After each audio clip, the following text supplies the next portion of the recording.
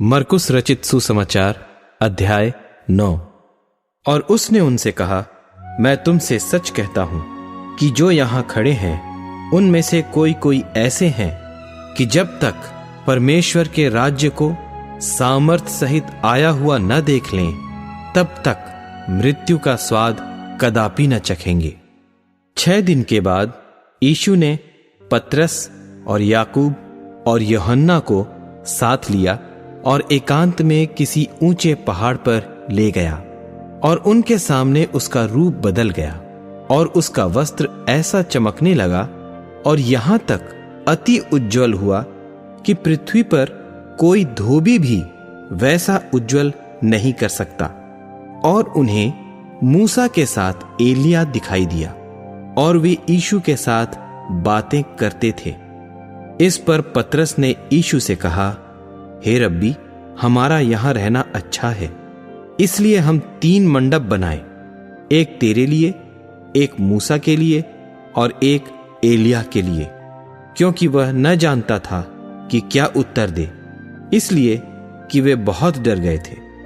तब एक बादल ने उन्हें छा लिया और उस बादल में से यह शब्द निकला, यह मेरा प्रिय पुत्र है, उसकी सुनो।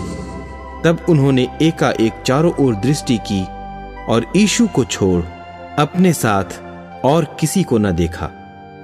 पहाड़ से उतरते हुए उसने उन्हें आज्ञा दी कि जब तक मनुष्य का पुत्र मरे हुओं में से जी न उठे तब तक जो कुछ तुमने देखा है वह किसी से न कहना। उन्होंने इस बात को स्मरण रखा और आपस में वाद विवाद करने लगे कि मरे हुओं में से जी उठने का क्या अर्थ है। और उन्होंने उससे पूछा, शास्त्री क्यों कहते हैं कि एलिया का पहले आना अवश्य है? उसने उन्हें उत्तर दिया कि एलिया सचमुच पहले आकर सब कुछ सुधारेगा, परंतु मनुष्य के पुत्र के विषय में यह क्यों लिखा है कि वह बहुत दुख उठाएगा और तुच्छ गिना जाएगा। परंतु मैं तुमसे कहता हूं कि एलिया तो आ चुका और जैसा उसके विषय में लिखा है उन्होंने जो कुछ चाहा उसके साथ किया। और जब वह चेलों के पास आया तो देखा कि उनके चारों ओर बड़ी भीड़ लगी है और शास्त्री उनके साथ वाद विवाद कर रहे हैं। और उसे देखते ही सब बहुत ही आश्चर्य करने लगे और उसकी ओर दौड़कर उसे नमस्कार किया। उसने उनसे पूछा, तुम इनसे क्या विवाद कर रहे हो? भीड़ में से एक ने उसे उत्तर दिया कि हे गुरु, मैं अपने पुत्र को जिसमें गूंगी आत्मा समाई है तेरे पास लाया था। जहां कहीं वह उसे पकड़ती है वहीं पटक देती है और वह मुंह में फेन भर लाता और दांत पीसता और सूखता जाता है। और मैंने तेरे चेलों से कहा था कि वे उसे निकाल दें, परंतु वह निकाल न सके। यह सुनकर उसने उनसे उत्तर देके कहा कि हे अविश्वासी लोगों, मैं कब तक तुम्हारे साथ रहूंगा और कब तक तुम्हारी सहूंगा? उसे मेरे पास लाओ। तब वे उसे उसके पास ले आए और जब उसने उसे देखा तो उस आत्मा ने तुरंत उसे मरोड़ा और वह भूमि पर गिरा और मुंह से फेन बहाते हुए लौटने लगा। उसने उसके पिता से पूछा, इसकी यह दशा कब से है? उसने कहा, बचपन से। उसने उसे नाश करने के लिए कभी आग और कभी पानी में गिराया। परंतु यदि तू कुछ कर सके तो हम पर तरस खाकर हमारा उपकार कर। यीशु ने उससे कहा, यदि तू कर सकता है, यह क्या बात है? विश्वास करने वाले के लिए सब कुछ हो सकता है। बालक के पिता ने तुरंत गिड़गिड़ा कर कहा, हे प्रभु, मैं विश्वास करता हूं, मेरे अविश्वास का उपाय कर। जब यीशु ने देखा कि लोग दौड़कर भीड़ लगा रहे हैं तो उसने अशुद्ध आत्मा को यह कहकर डांटा कि हे गूंगी और बहरी आत्मा, मैं तुझे आज्ञा देता हूं, उसमें से निकल आ और उसमें फिर कभी प्रवेश न कर।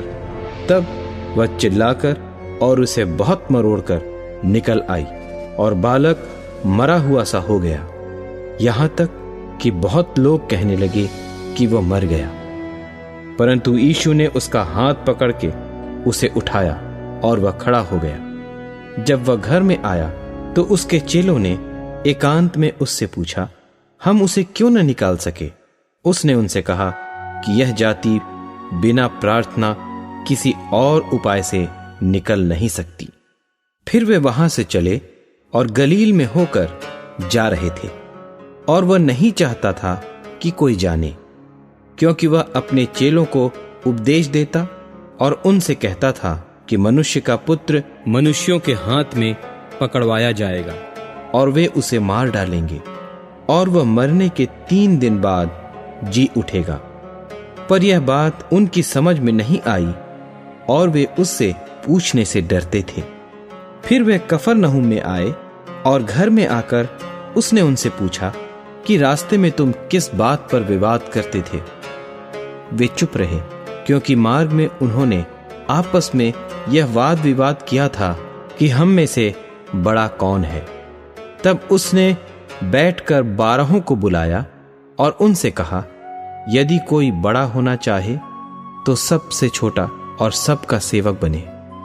और उसने एक बालक को लेकर उनके बीच में खड़ा किया और उसे गोद में लेकर उनसे कहा, जो कोई मेरे नाम से ऐसे बालकों में से किसी एक को भी ग्रहण करता है वह मुझे ग्रहण करता है, और जो कोई मुझे ग्रहण करता है वह मुझे नहीं वरन मेरे भेजने वाले को ग्रहण करता है।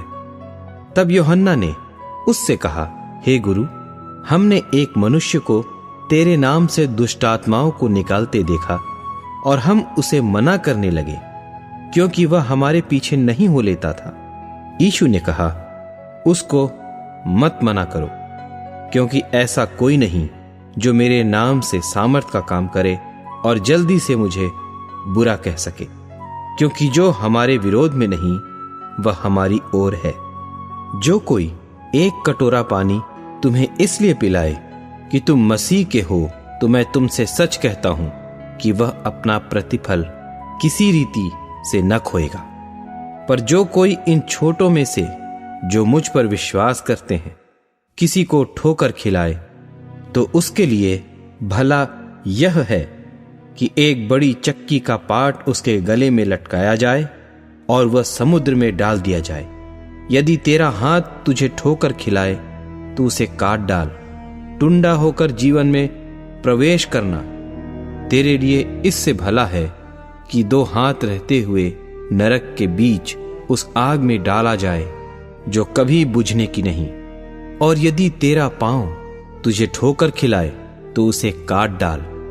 लंगड़ा होकर जीवन में प्रवेश करना तेरे लिए इससे भला है कि 2 पांव रहते हुए नरक में डाला जाए। और यदि तेरी आंख तुझे ठोकर खिलाए तो उसे निकाल डाल। काना होकर परमेश्वर के राज्य में प्रवेश करना तेरे लिए इससे भला है कि 2 आंख रहते हुए तू नरक में डाला जाए, जहां उनका कीड़ा नहीं मरता और आग नहीं बुझती, क्योंकि हर एक जन आग से नमकीन किया जाएगा। नमक अच्छा है, पर यदि नमक की नमकीनी जाती रहे तो उसे किससे स्वादिष्ट करोगे? अपने में नमक रखो और आपस में मेल मिलाप से रहो।